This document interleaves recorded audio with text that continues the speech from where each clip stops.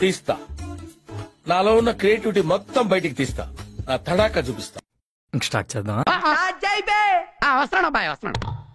It's laughing time. రాము గారు, మీరు తప్పించుకు తిరుగుతున్నారని, మిమ్మల్ని పట్టుకోవడానికి పోలీసులు వెతుకుతున్నారని చెప్పి పోలీసులు వీళ్ళొస్తున్నారండి. కొద్ది రోజులుగా జరుగుతుంది. మీరు ఎక్కడి నుంచి వస్తున్నారు ఇప్పుడు తెలుసుకోవచ్చా? ఎవరిని పట్టుకొని ఏం అడుగుతున్నావు? డెన్ నుంచి. డెన్ లోనే ఉంటున్నారు. నమ్మొచ్చా? నా మీద నాకే నమ్మకం లేదు సార్, మీరైనా నమ్మండి సార్. సో ఇదంతా అబద్ధమే. మిమ్మల్ని పట్టుకోవడానికి తిరగడం అనేది వదిలేస్తా అంటున్నారు. చెప్తాను కదా వదిలేస్తారని. నేను బదులు నీకేస్తారంట.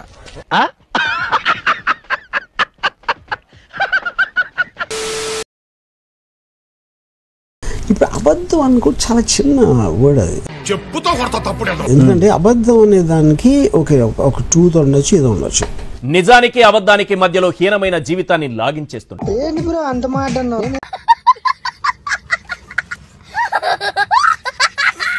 నేను అరిసి చెప్తున్నా అంటే ఊరికే మీరు అడిగారు కాబట్టి ఇది కాదు అని చెప్పట్లేదు. అరిసి నా ట్విట్టర్లో చెప్పిన అబద్ధాన్నే మళ్ళీ మళ్ళీ చెబుతుంటారు. కరెక్ట్, ఇది కరెక్ట్ గా చెప్పేవా. ఓ వారం 10 రోజుల తర్వాత మరో కొత్త అబద్ధాన్ని వెతుకు.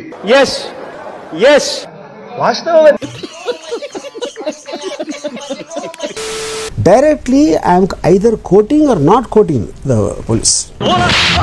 దించేస్తా, అడ్డంగా వాగితే దోల దించేస్తా. మన దాంట్లో స్పెషాలిటీ ఏంటి, ఎక్కడా లేని న్యూస్ మన దగ్గర ఉండాలి. అప్పుడే మన పేపర్కి యూనిక్నెస్ వస్తుంది. ఎక్కడా లేని న్యూస్ మనకందరికి ఎందుకు వస్తాయి? మనమే సృష్టించాలి. ఏ విషయానైనా ప్లెయిన్ గా చెప్తే చూస్తారో ఎదవలో ఛానల్ మార్చేస్తారు. నాకు బాడీలో ఇన్బిల్ట్ ఒక ఫ్లో ఉంది కాబట్టి సరిపోయింది, లేకపోతే ఈ ఛానల్ ఏమైపోతుంది? What is the position of this channel?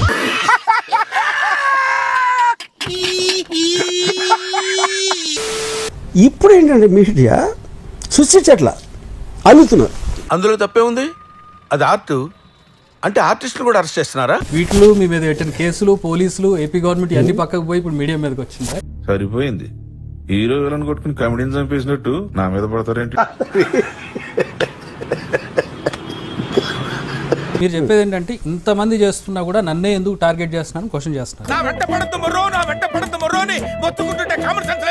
నన్నే ఎందుకు టార్గెట్ చేస్తున్నారు అంటలేదు, మేము వేరే వాళ్ళు చేస్తున్నారేమో నాకు తెలియదు. కానీ at is not possible to control that అంటున్నాను. నాలో ఉన్న రౌడీ నిద్ర లేపుద్రా ప్లీజ్. చిన్నపిల్లలు రా మీరు, వెళ్ళు.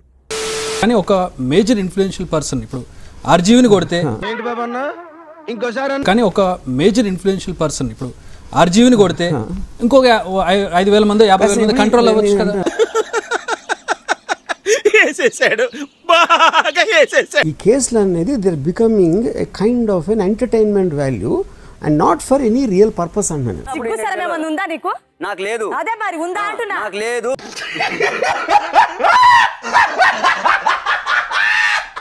5 చోట్ల ఒకేసారి వేరే డిస్ట్రిక్ట్స్ లో కనెక్షన్ లేని మనుషులకి ఇదే కేసు మీద ఎందుకు వచ్చింది అంటున్నా. ఫ్యాన్స్ కి ఎమోషన్స్ లాజిక్ లో ఉండవు. Maybe court has to question. Yeah correct.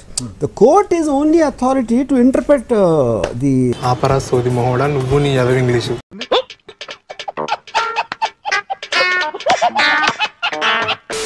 నేను ఒక ట్వీట్ ఏదో పెట్టానని చెప్పి దాన్ని మనోభావాలు దెబ్బతిన్నాను, కేసు పెట్టాను. మనోభావ దెబ్బతిన్నాయా? మీ కష్టం పగవాడికి కూడా రాకూడదు గురుగారు. మరేరా దానికి నేను రిప్లై ఇస్తే ఏదో టైం అడిగాను. సోమవారం పని ఉంది, అర్జెంట్ పనా? చాలా.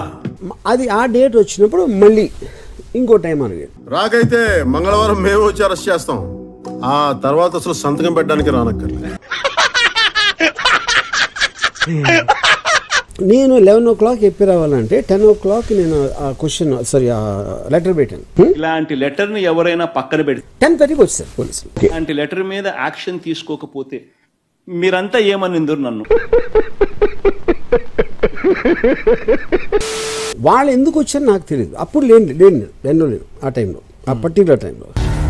ఈ టైంలో పోలీసులు వస్తున్నారంటే ఇక్కడికి చెక్ చేయండి. మీకు తెలుసా వాళ్ళు వచ్చారన్నప్పటికీ? Of course. అదే చూపు నా కోసం సిటీ కాకుండా స్టేట్ మొత్తం తిరుగుతున్నారా. ఎవరు దొరకండి, నేను దొరకండి. నా ఇంకా టైం అడుగుతా. ఆ నంబర్, నా నంబర్ ఆయన దగ్గర ఉంది. ఫోన్ లేదు. ఆ రోజు 2 o'clock వరకు నా ఫోన్ ఆన్లోనే ఉంది. ఇది వాళ్ళు వచ్చినప్పటి నుంచి వాళ్ళు 10కి వస్తే 2 o'clock వరకు నా ఫోన్ ఆన్లోనే ఉంది. నా నెంబర్ నాకే తెలియదు, అసలు నా నెంబరే లేదు. అసలు ఫస్ట్ ఆఫ్ ఆల్ నాకు నెంబరే లేదు, ఫోన్ లేదు.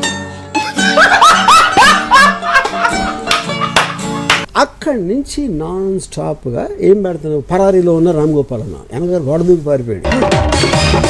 ఎందుకని మనీష్ సైకాలజీలో ఒకళ్ళు ట్రబుల్లో ఉన్నారంటే విపరీతంగా ఆనందిస్తారు. దొరికాడు, ఇది మిస్ అయిపోయాడని టెన్షన్ పడ్డారు. నువ్వు హ్యాపీరా? మనం నాశనం అయిపోయినా పర్వాలేదు, పక్కాడు బాగుపడకూడదు. అదేరా మన Indian psychology. I love you Raza. RGV ఉన్నాడు కదా, ఓ బ్రహ్మాండమైన డైరెక్టర్ అంటే అన్నాడు గాని ఆ ఊహ ఎంత బాగుందో. రామ్ గోపాల్ వర్మ రక్త చరిత్ర. రక్త చరిత్ర నేను భయపడుతున్నాడు ఏంటి? రక్త చరిత్ర సినిమాలు తీసి అంటే అది భయపడుతున్నాడు ఏంటంటే ఏంటి అది గారు ఎంత పని జరిగింది?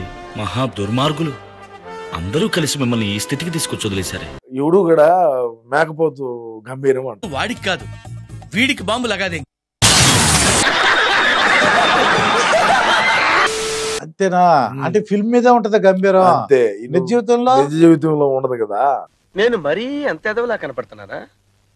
ఓ మాదిరిగా కూడా కనపడలేదా? వెళ్తాడమ్మో అని భయం వేసేసింది. ఖచ్చితంగా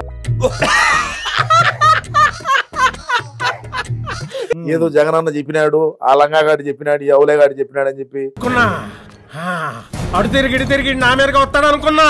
నీ ఇష్టానుసారంగా మాట్లాడి నీ ఇష్టానుసారంగా సినిమాలు తీసి తెచ్చే ఇట్లా ఏడుచాయి బతుకు. కంట్రోల్ ఎవరు చాలు, వాడి పాపాను వాడే పో. వాడు చేసిన పాపాలకి నేను పోయేటట్టున్నాను సార్. నిజమే.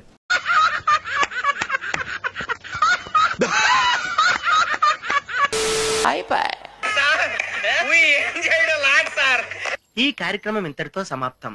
రేపు ఇదే అలవాసులపై మళ్ళీ కలుసుకుందాం. అంతవరకు సెలవా మరి. నా ఛానల్ పేరు గుర్తుందిగా, ప్లీజ్ లైక్ షేర్.